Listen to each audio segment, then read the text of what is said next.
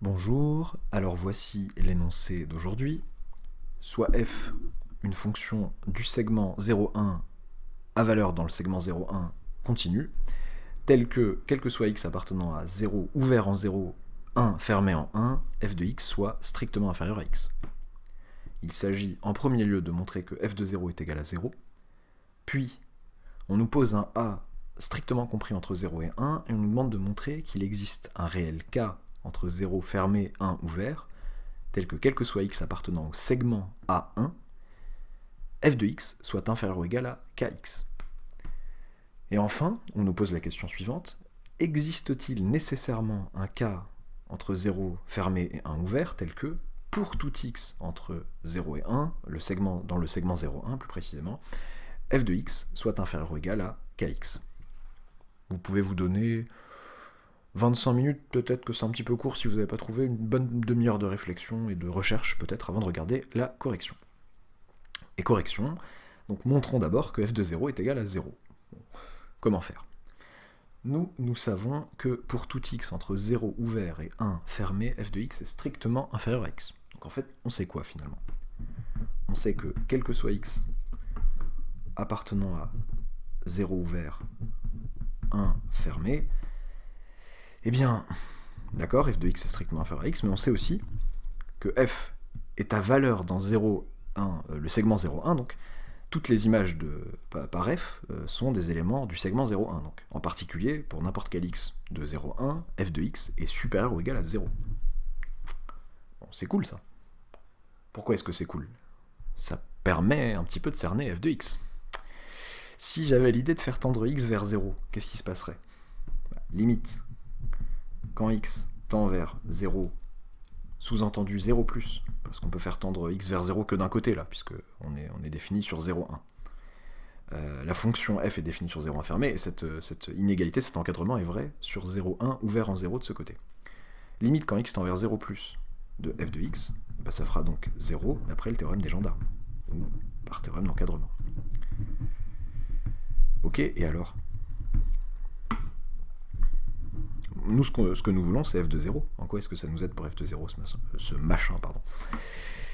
Ouais, mais c'est cool. F est continu, notamment en 0. F est continu sur le segment 0,1, et donc en 0 en particulier. F continue en 0, donc f de 0 égale la limite quand x tend vers 0, toujours sous-entendu 0+. Moi j'aime bien mettre cette petite parenthèse, bon, j'évite ça sur les copies, hein, mais ou alors je mets x supérieur à 0 plutôt. Certains profs aiment pas, mais ils sont rares quand même, les 0+, là, ici. Mais ici, en fait, c'est sous-entendu parce que de toute façon, f est définie sur 0,1.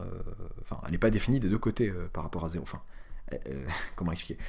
Elle est définie sur 0 et sur un segment à droite de 0. Donc, approcher 0, ce n'est que l'approcher par valeur supérieure. Ça ne peut pas être l'approcher par valeur inférieure. Donc, la continuité qui se traduit par f de a égale limite quand x tend vers a de f de x, bah là, en 0, bah, c'est uniquement approché par valeur supérieure. Limite quand x tend vers 0, sous-entendu 0+, de f de x, et ça on vient de dire que c'était 0. Donc f de 0 égale 0 finalement, d'où le résultat. Oui, quand je dis par valeur supérieure, bah, c'est un peu comme quand vous apprenez votre croissance comparée, limite quand x tend vers 0 de x à ln de x, bah, sous-entendu quand x tend vers 0 en étant plus grand que 0 bien sûr. La fonction ln n'étant pas définie à gauche de 0. Ok, alors ensuite on nous pose un a strictement compris entre 0 et 1, on nous demande de montrer qu'il existe un k positif ou nul, strictement inférieur à 1, tel que pour tout x dans le segment A1, f de x soit inférieur ou égal à kx. Ok.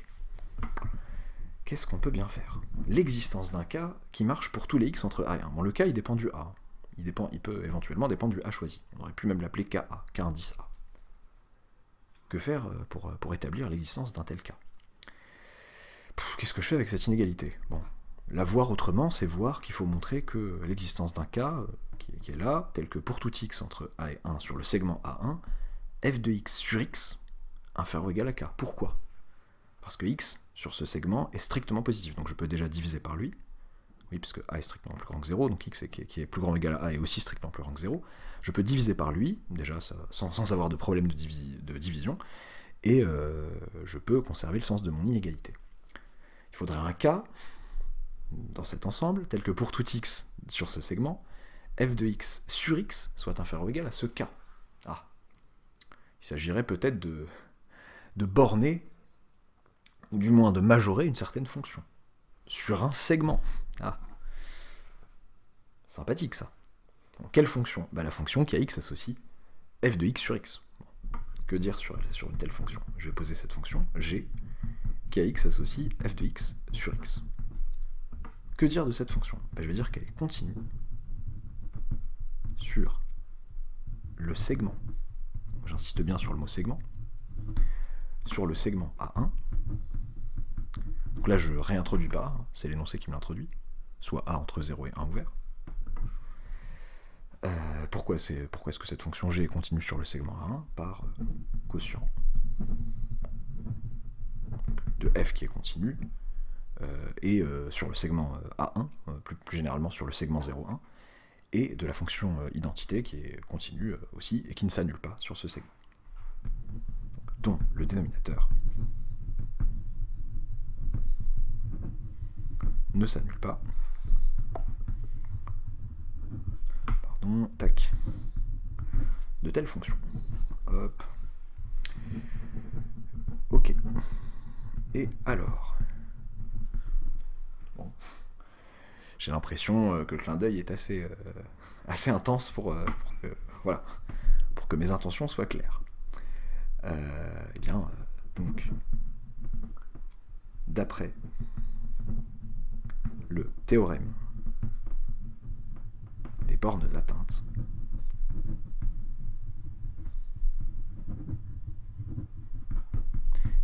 G est borné et atteint ces bornes. Bon, le nom du théorème est assez explicite sur A1, c'est-à-dire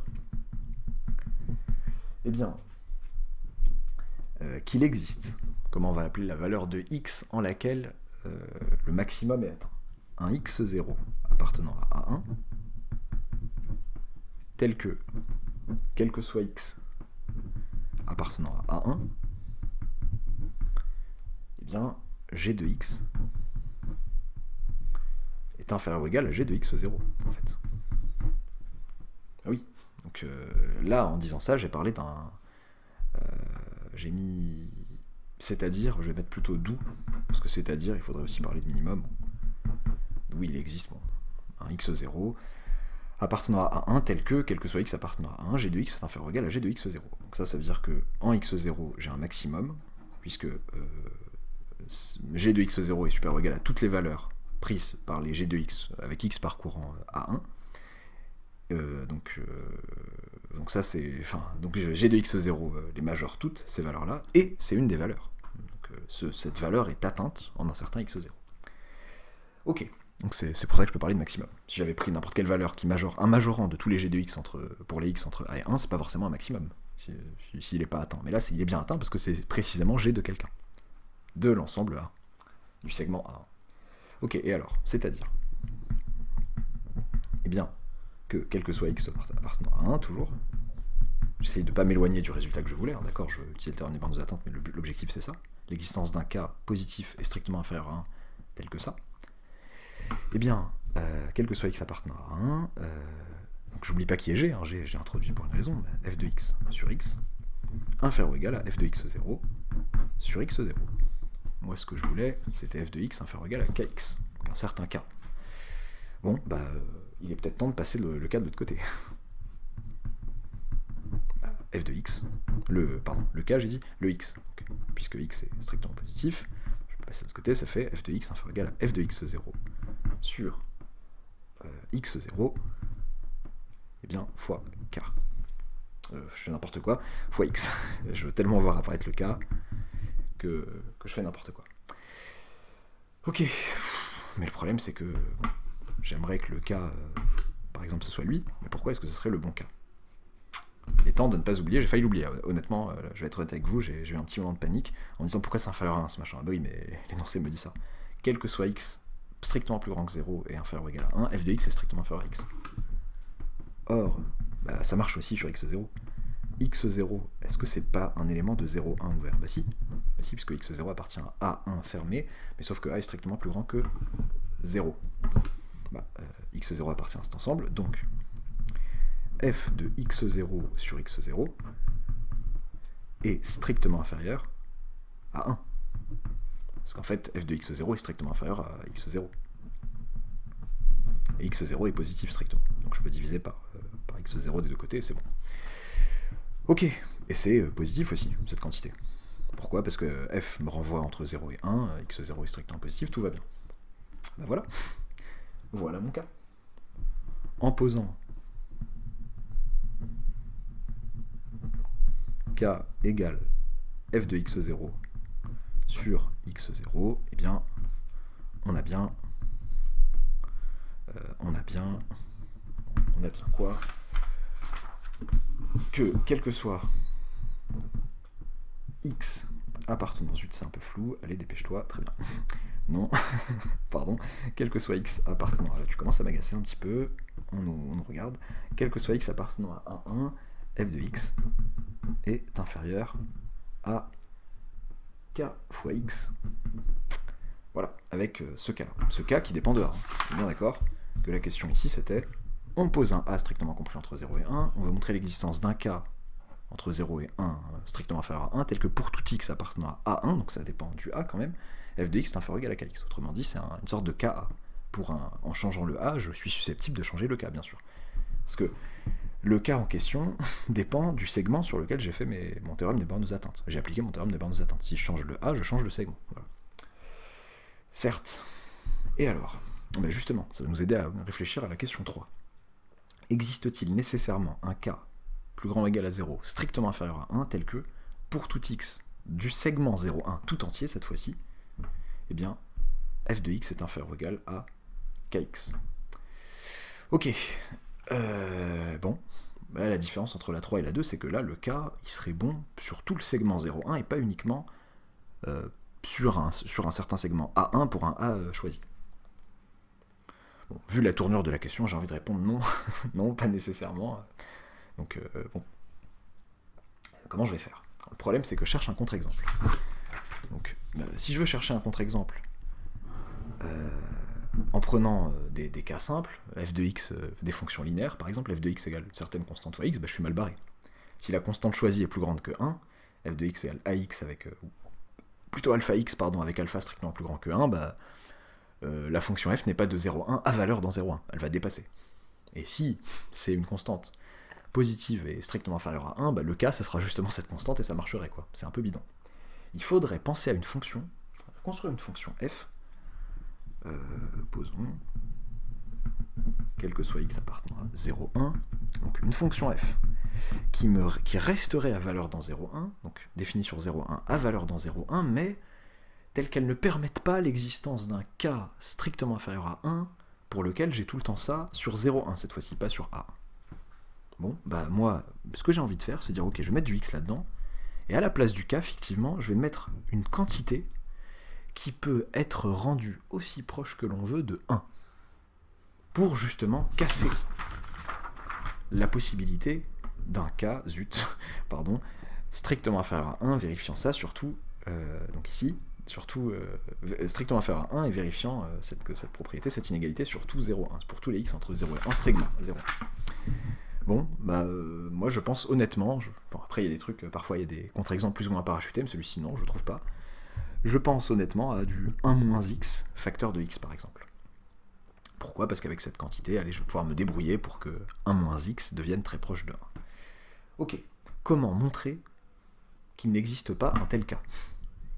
Il n'existe pas un tel cas, tel que pour tout x entre 0 et 1, f de x est inférieur ou égal à kx. Bon. Est-ce que j'essaye de... Là, ce que je suis en train de demander, honnêtement, c'est est-ce que je passe par un raisonnement par l'absurde ou pas? Oui, passons par un raisonnement par l'absurde, pourquoi pas, je vois pas. Il y a peut-être plus simple, mais c'est ce que je vois de simple en ce moment-là. Supposons, par l'absurde, qu'il existe un cas appartenant à 0 ouvert, 0 fermé, 1 ouvert, ce qu'on m'avait dit, tel que, quel que soit x appartenant à 0,1, f de x est inférieur ou égal à kx. Donc qu'est-ce qu'on a? On a que, quel que soit x appartenant à 0, 1 moins x facteur de x est inférieur ou égal à kx. Ok, soit. Ok, donc j'ai envie de diviser par x, sauf que ça c'est vrai pour x strictement positif. Quel que soit x appartenant à 0 ouvert, 1 fermé, bon ça reste vrai, puisque cette propriété est vraie pour cette inégalité est vraie pour tous les éléments du segment 0,1. Je peux exclure 0, ça restera vrai. Je passe du général au un peu moins général, un peu plus particulier, juste en excluant 0. Je divise, ça fait 1 moins x inférieur ou égal à k. Ok, bon. Qu'est-ce que je peux faire avec une telle propriété? Ça semble déjà bizarre. Ça semble déjà bizarre parce que ce que je peux faire là, c'est que je vais faire tendre... Alors, est-ce que j'ai envie de faire ça? Ben oui, je peux. Ne puis-je pas faire tendre x vers 0? Bah si, parce que cette propriété est vraie pour tous les x strictement supérieurs à 0, certes, mais je vais faire tendre x vers 0 plus, entre guillemets, des deux côtés de l'inégalité. Par passage à la limite, l'inégalité se conserve au sens large, elle est déjà large, tant mieux pour elle, par passage à la limite, pardon. Donc, quel passage à la limite? X tend vers 0, quoi. X tend vers 0, sous-entendu 0 plus. Éviter, bon, x, je fais tendre x vers 0, quoi, mais... Comment dire? Il est convenu qu'on a compris que par valeur supérieure, quoi. Eh bien, on obtient quoi? On obtient 1 inférieur ou égal à k. C'est compliqué quand même, là. On a dit que k était entre 0 ouvert, fermé et 1 ouvert. Que k était strictement inférieur à 1. Ça, c'est absurde. Conclusion. Alors, attention. Donc, conclusion, je suis allé un petit peu vite en besogne. Je veux quand même rassurer mon lectorat sur le fait que...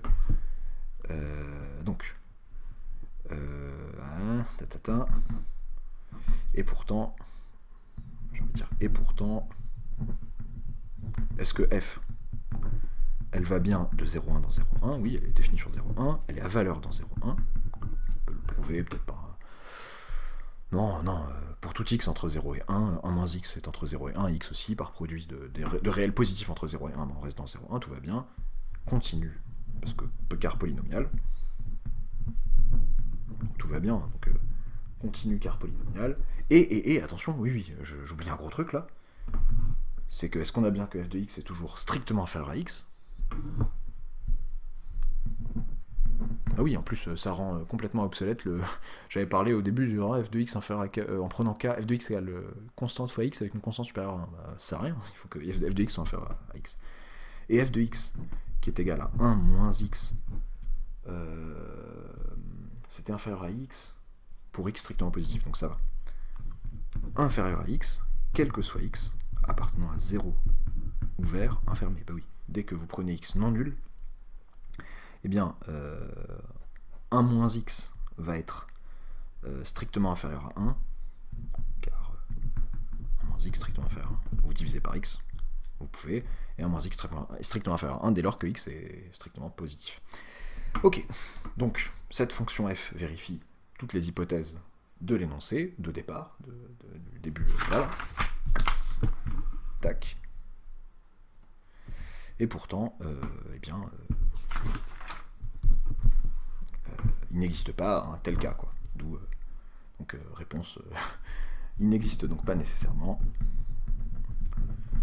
Et flemme de poursuivre la phrase. Cette vidéo est tournée un petit peu tard, même si je ne pense pas, je pense qu'elle sortira plutôt en journée.